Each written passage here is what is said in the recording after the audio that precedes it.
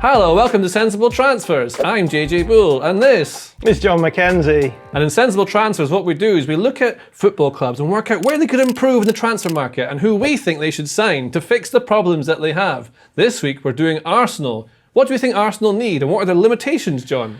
Yeah, well, I think the problem that we're going to see whenever we go through this series of sensible transfers is that all of the top clubs are coming up against FFP, the financial fair play, because a lot of clubs have spent a lot of money in the summer, and that means they don't have a huge amount of wiggle room. So Arsenal, we know, spent over £200 million in the summer to bring in the three big players that they brought in. That's Declan Rice, Kai Havertz and Jurrien Timber. But they also have this loan with an obligation for David Raya. Which means that the suggestion is that they hit their FFP limit. So the suggestion is they're not going to be able to spend a huge amount in January. So I think what we're going to be doing is talking a little bit about January, but maybe focusing a little bit more on next summer. That's right. Arsenal have basically no money, so can't really buy anyone. But we're going to tell you who they should buy. And we're going to do that by working out where the gaps in the squad are. And then we're going to pick one player each for each position. And remember, if you have a suggestion, you can leave it in the comments below. Now, the first player or position we're going to look at is the striker. It's a quick win, John. What do Arsenal need? Well, Arsenal have struggled to score goals this season. And one way that you can fix goal-scoring problems is by signing a striker, right? That's the only way I know. That's the only way I can think of too. There's no way that they could change the way that they're playing tactically. That's true. There is no way to do that. And as we can see on our squad list here, we have some striker options in the Arsenal squad. So Gabriel Jesus, their starting striker, backed up by Eddie Nketiah. And then obviously we have Kai Havertz as well, who's been playing as the left-sided 8 in a lot of their games, but can play as a striker as well. I'm going to say something controversial here. I think they could sign someone better than these players. I think so, and particularly in terms of profile, Gabriel Jesus obviously really important in terms of playing maybe a bit more of what people might call a false nine role, which is often dropping in, facilitating and creating space for other players to run into. So I think one of the things that might be important is to give another really elite starting option who's going to play maybe as a more traditional target man striker as well.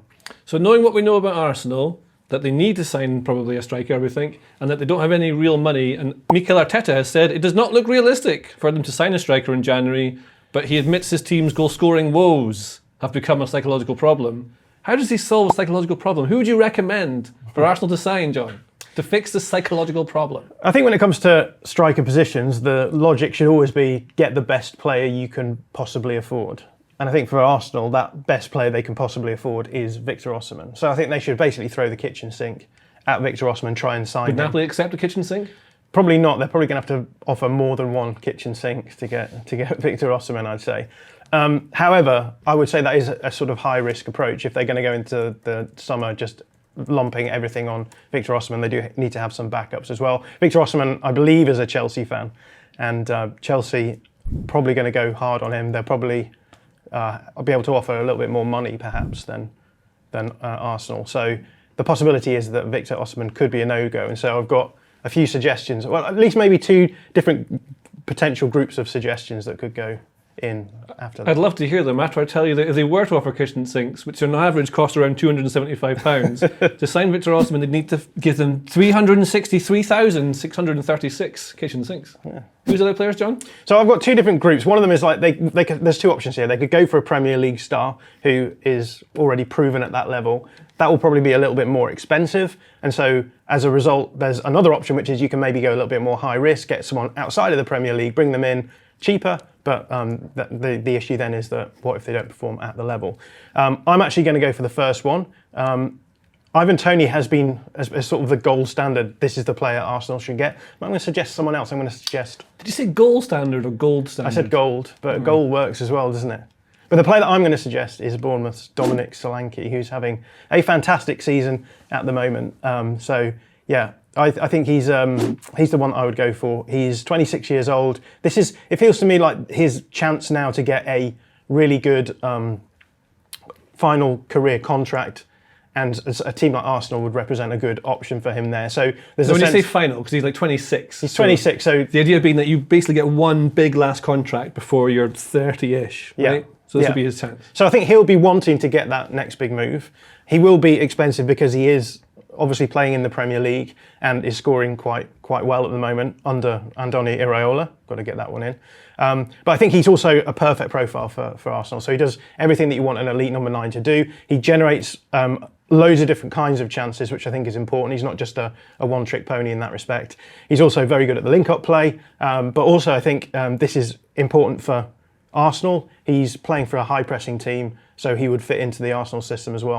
As we know, Arsenal really keen to have a forward player who's going to be able to do the pressing stuff. So, but is it just a hot streak of form for Solanke, or is he finally becoming all as good as he could be? I think he's the complete package. I think he has been for a few seasons now. I think people aren't talking about him because he was at Bournemouth in previous seasons, but now with this hot streak of form that he's having, people are realising that actually he has the skill set to go maybe move to a bigger club. Well, since you asked, John, I would go also for Victor Osimhen, because I think what Arsenal need more than just a specific striker is just, and this will sound crazy to you, better players. So they need to sign like star players because they play very slow. It's not particularly exciting. They're not frenetic to watch or anything like that. But when you have slowness, what I think you need is starness to spike through the slow membrane that they are within. And so you need someone who can spike it. Like if you're trying to pop a balloon, it's like they're doing it with a spoon. What you need is a spiky thing. And I think Osimhen would give them that because you put all the money into a striker like that, it gives you the little X factor after. But there are certain moves in the market that I think might just suit Arsenal at the moment. It would cost them an awful lot in wages, and I don't know whether the club would sell him. But Karim Benzema is sort of available. It seems like he's not having a very good time in Saudi Arabia, and he's one of the best strikers in the entire world. And so you get him for a season and a half on big money. You work out whether it is the striker position that is the problem or whether it's the tactical things around it that you can't possibly change. And then it gives you a bit of time to be able to work out where you need. Because I think there are other positions that are actually a bit more important for Arsenal in the market. Would you like to know what they are? I would like to know what they are. Well, I think the next position we should talk about, John, is a very important one indeed. And it is the right wing. Because at the moment, what's there? Bukayo Saka. What else is there? Reece Nelson. And herein lies our problem. So what should Arsenal do here, John? They should bring in a backup for Bukayo Saka. Not a star player. Yeah, I think the logic behind this is kind of interesting, right? Because Bukayo Saka's played 7 million minutes or something over the last 3 seasons. That's clearly not sustainable. So you need to accept at some point he's not going to be available. And the question is, what are you going to do to have someone who can come in as a backup? Now, if you're trying to bring someone in who is going to be just mainly sitting on the bench, because as we know, Bukayo Saka is always available, you're going to have a player who's going to be happy to be that sort of support role. But I think the way that I'm viewing this is not only can you bring in a player who can back up Saka, but actually if you have someone who can play on the other side as well and maybe challenge Martinelli and have that competitive element with him, then I think that's a really nice way of being able to solve the problem of the Saka backup, whilst not necessarily just saying, well, you're going to always be resigned to the bench. So I think that we need to look for a player who can play on both sides. This is the issue, right? Because the same with like Tottenham had with Harry Kane. It's very hard to sign a player for a position when you know that Saka is going to be the player who always plays there. No one wants to be the backup. Mm-hmm. So you're looking for players who are of the quality of Arsenal's team, who are of a level similar to Saka, Martinelli, probably not exactly as big as them like we're talking about. And then you're looking for the amount of money Arsenal can spend realistically on that sort of a player. So if you're looking at what they could do in January, probably very little, maybe loan to buy options. And with that in mind, and also what they could do in the summer, if they have a budget of, say, 100 something million for the summer, I still think they should go all in on someone like Osimhen because that will make them better as a team. But if they're going to divvy up a little bit and maybe help spread the weight of minutes around, then I would say Barcelona's Ferran Torres, who of course played under Mikel Arteta at Manchester City when he was assistant manager, would be kind of perfect because he gives you right wing, left wing, he can play through the middle as well. So you've got another option through that kind of bit. And he doesn't start every game for Barcelona. He started quite a lot at the moment, but a lot of sub appearances. He might be available. Barcelona need to sell players. The only ones who they wouldn't sell apparently are Pedri, Gavi, Ter Stegen and maybe Araujo, I think. They're the only ones who really aren't for sale. So there'd be money there, maybe 50 million, who knows, maybe a bit more. But I think that would make a lot of sense. Yeah, I think that's the same sort of way that I'm thinking around this one.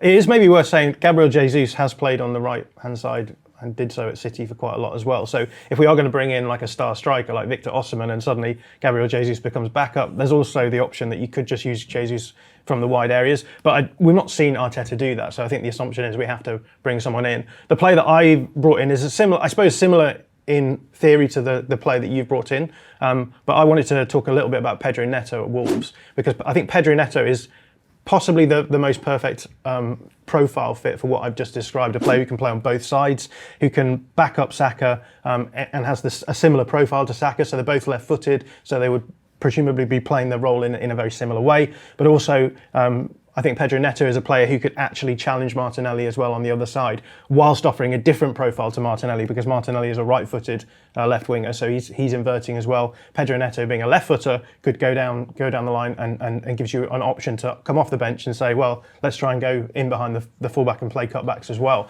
So for me, Pedro Neto is just a really exciting profile fit, but also in terms of the wider context.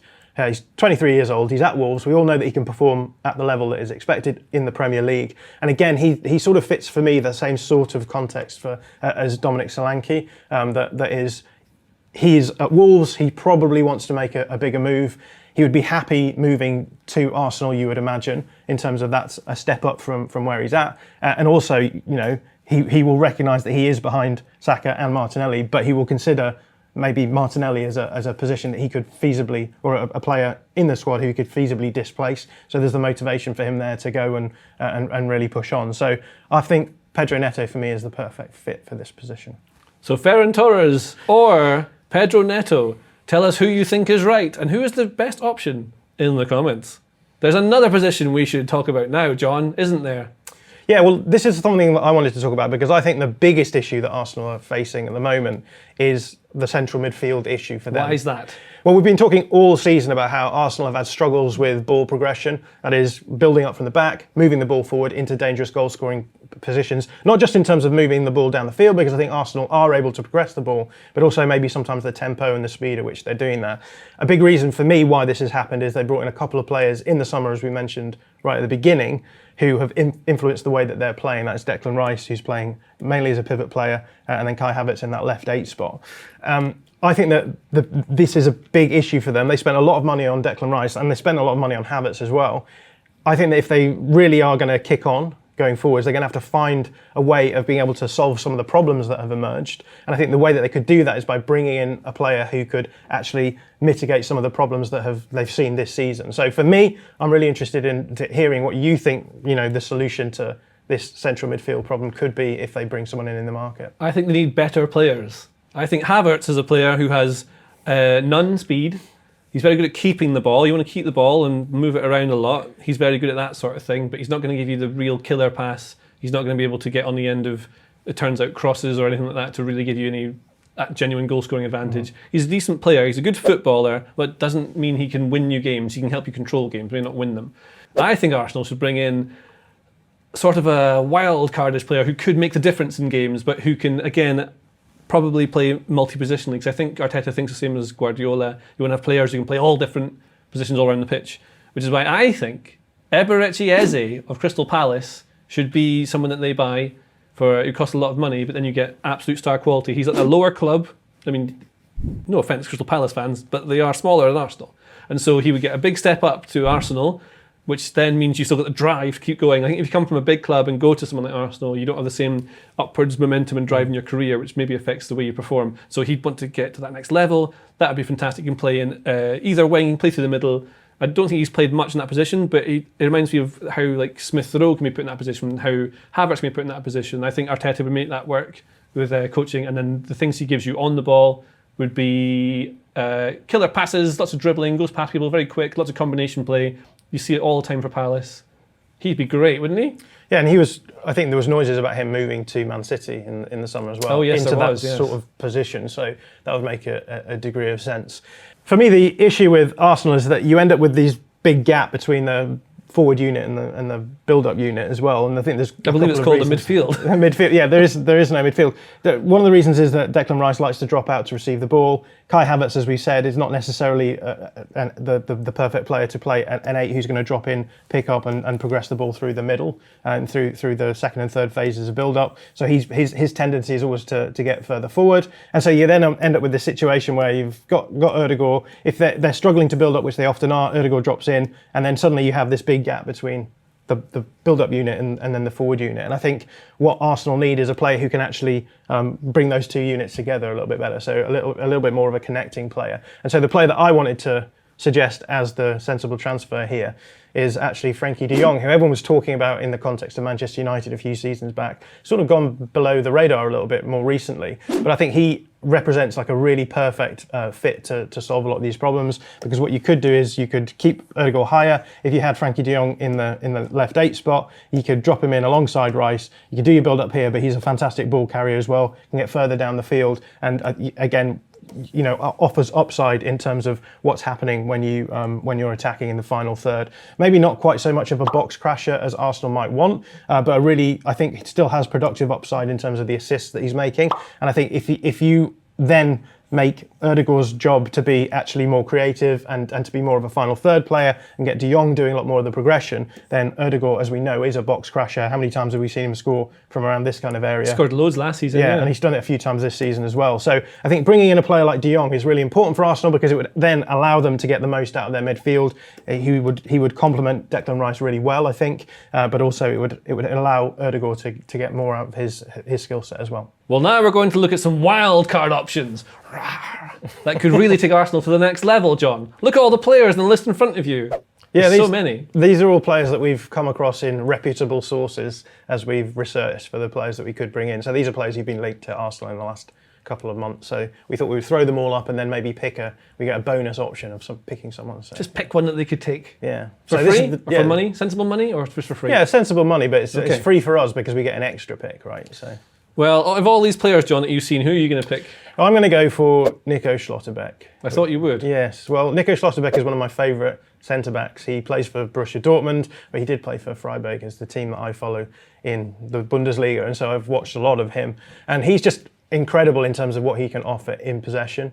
Really good ball carrier, really good passer of the ball as well. And when I say really good ball carrier, like not just he's going to pick the ball up and move it forward, he can take players on, he can dribble, he's very technically adept at that.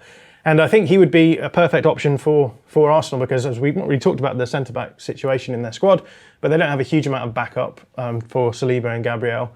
And so if you throw Schlotterbeck in there, you have the option of a centre-back who's going to solve some of the problems we've already talked about with respect to ball progression, because what he's really, really good at is pulling apart opposition high presses, moving past that press, moving the ball through lines of pressure, and then being able to play the passes to actually send the ball on his way. So I think that not only would he be offering, I think, a decent amount of backup in a position where they don't have any of that, I think he also offers something that Arsenal centre-backs currently don't have. Well, if I were to pick one of these, it's difficult because Ivan Toney would be good to have for free. So would Pedro Neto. I love both those players. Zubimendi's realistic because he's got a nice release clause on him. He's a nice sort of sitting six midfielder playing for La Real in Spain. Yeah, that would change the way that they solve the midfield problem, right? Because he would probably have to play as the deeper player, and then Rice would have to play as the same as Douglas Luiz, right? So you can come and do that same sort of thing. Joel Heto is a young Ajax player just breaking into the team now. He'll be a future captain and that sort of player. I wonder whether they need someone now rather than someone for the future. They could be someone they buy in the future as well.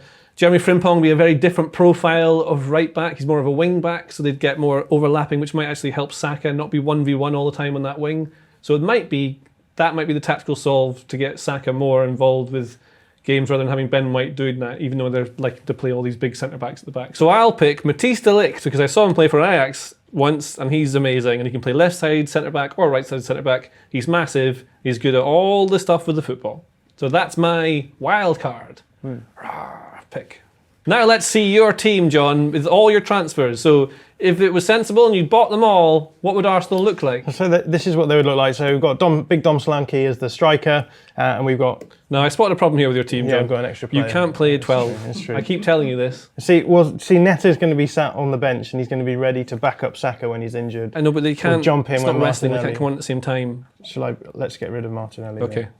But Neto is also the Saka backup. So this is what my team would look like, and I think that's a pretty good team, to be honest. Well, I think that's a lovely team, John. Would you like to see my team? Yes, please. Here's my team. It's really lovely too.